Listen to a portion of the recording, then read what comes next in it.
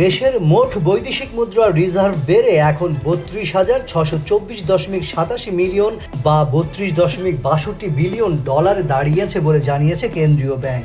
রবিবার বাংলাদেশ ব্যাংকের নির্বাহী পরিচালক ও মুখপাত্র আরিফ হোসেন খান এ তথ্য জানিয়েছেন। কেন্দ্রীয় ব্যাংকের সব শেষ তথ্য অনুযায়ী গত ১৫ জানুয়ারি পর্যন্ত দেশের গ্রস রিজার্ভের পরিমাণ দাঁড়িয়েছে ৩২.৬২ বিলিয়ন ডলার। আর আন্তর্জাতিক মুদ্রা তহবিল IMF এর হিসাব পদ্ধতি BPM-6 অনুযায়ী রিজার্ভ দাঁড়িয়েছে ২৮,০২৯.৮৭ মিলিয়ন বা ২৮.০২ বিলিয়ন মার্কিন ডলারে।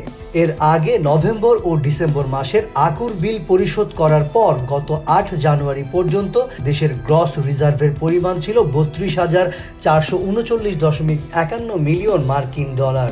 আর BPM-6 পদ্ধতির রিজার্ভ ছিল ২৭,৮৪৫.৩৮ মিলিয়ন ডলার। উল্লেখ্য, নিট রিজার্ভ গণনা করা হয় IMF এর BPM-6 পরিমাপ অনুসারে।